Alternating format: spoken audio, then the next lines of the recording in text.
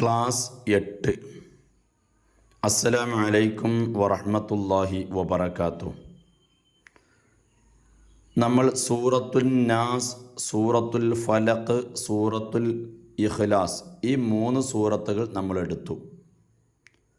എന്നാൽ സൂറത്തുൽ ഇഖ്ലാസും ഖുൽ ഹുവല്ലാഹു സൂറത്തും അതുപോലെ സൂറത്തുൽ ഫലഖ് ഈ 2 സൂറത്തുകൾ പറഞ്ഞപ്പോഴൊക്കെ നമ്മൾ കൂടുതലായി പറഞ്ഞ ഒരു വിഷയം ഫലഖ്, ഖലഖ്, അതുപോലെ വഖബ്, ഉഖദ് എന്നൊക്കെ പറഞ്ഞപ്പോൾ ഈ അക്ഷരങ്ങളൊക്കെ പറയുമ്പോൾ നമ്മളൊരു കാര്യം പറഞ്ഞിരുന്നു, ഇവിടൊക്കെ കൽക്കലത്തിൻ്റെ അക്ഷരങ്ങളാണ്, അതുകൊണ്ട് അത് വ്യക്തമായി മുഴക്കത്തോടുകൂടെ ഓതണം എന്ന്. കൽക്കലത്തിൻ്റെ അക്ഷരങ്ങൾ, കൽക്കലത്തിൻ്റെ അക്ഷരം അതൊന്ന് വിശദീകരിക്കാം. അഥവാ കൽക്കലത്തിൻ്റെ അക്ഷരങ്ങൾ എന്ന് പറയുന്നത് 5 അക്ഷരങ്ങളാണ്. ആ 5 അക്ഷരങ്ങൾക്ക് കൽക്കലത്തിൻ്റെ വിശേഷണം ഉണ്ടാകും. കൽക്കലത്ത് എന്ന് പറയുന്ന വിശേഷണം ഉണ്ട്. ഏതാണ് ഈ 5 അക്ഷരങ്ങൾ? ആദ്യം അതാണ് പറയുന്നത്. 5 അക്ഷരങ്ങൾ ഏതാണ്? ഈ 5 അക്ഷരം, ഒന്ന് ഖാഫ്. ഖാഫ് ഇപ്പോൾ ഫലക്ക് ഉണ്ടോ, ഈ ഫലക്കിൽ ഖാഫാണ് വന്നത്. അതുപോലെ ത്വാ. ത്വാ നമ്മൾ സാധാരണ ത്വാ, കുടവയറൻ ത്വാ എന്നൊക്കെ പറയും. അപ്പോൾ ത്വാ. പിന്നെയോ ബ, ഇതാ വഖബ് എന്നൊക്കെ പറഞ്ഞുള്ള ഈ ബ എന്ന പോലെ ജീം. അതുപോലെ ദാൽ, ഉഖദ് എന്നതിലുള്ള ദാൽ. ഇങ്ങനെ ഖാഫ്, ത്വാ, ബ, ജീം, ദാൽ ഈ പറയപ്പെട്ട 5 അക്ഷരങ്ങളാണ്. ഈ 5 അക്ഷരങ്ങൾ ഉച്ചരിക്കുന്ന സമയത്ത് മറ്റു അക്ഷരങ്ങൾ ഉച്ചരിക്കുന്നത് പോലെയല്ല, പ്രത്യേകിച്ചും സുക്കൂനോടുകൂടെ ഈ 5 അക്ഷരങ്ങൾ സുക്കൂനോടുകൂടെ വരുന്ന സമയത്ത് അതിനെ പൂർണ്ണമായ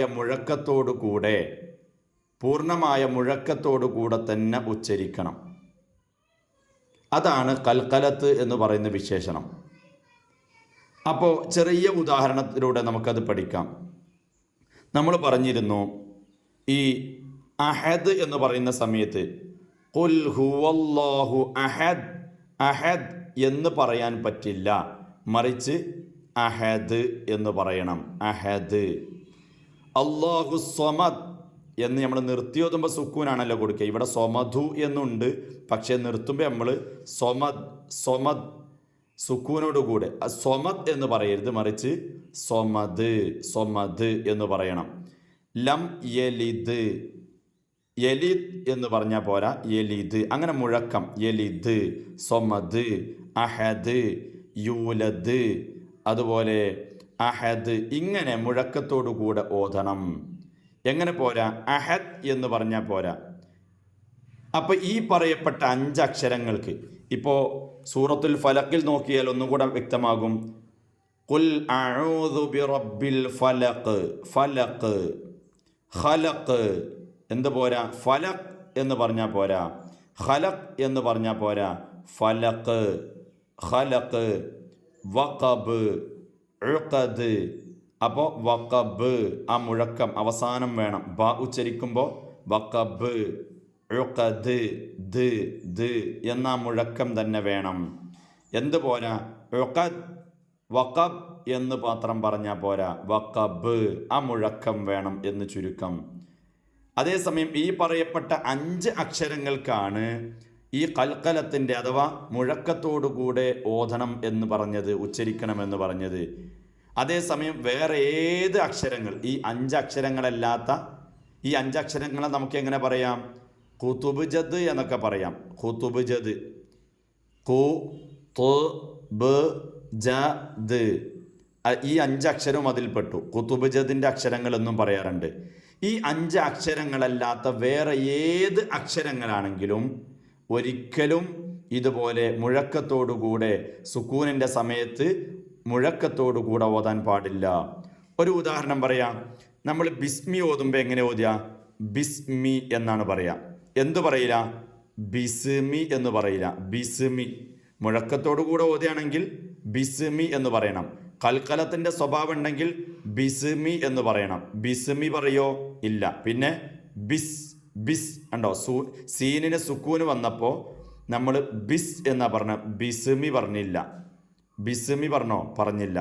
അതേസമയം ലം യലിദ് എന്ന് തന്നെ പറഞ്ഞു. യലിദ് യലിദ്. ബിസ്മി പറയൂല, ബിസ്മി എന്നാണ് പറയുക. എന്നതുപോലെ തന്നെ ഇപ്പം നിങ്ങൾ ആലോചിച്ച് നോക്കിയേ, തബ്ബത്ത് ഇവിടെ താ ആണ്. തബ്ബത്ത് തബ്ബത്ത് ത് ത് ത് ത് എന്ന് പറയില്ല. തബ്ബത്ത് തബ്ബത്ത് തബ്ബത്ത് എന്ന് പറയില്ല. ഇനി ഇവിടെ നോക്കിയാൽ നിങ്ങൾ കുൽ ഹുവല്ലാഹു അഹദ്. ഇവിടെ കുൽ കുൽ എന്നാ പറയാ. എന്തു പറയൂല?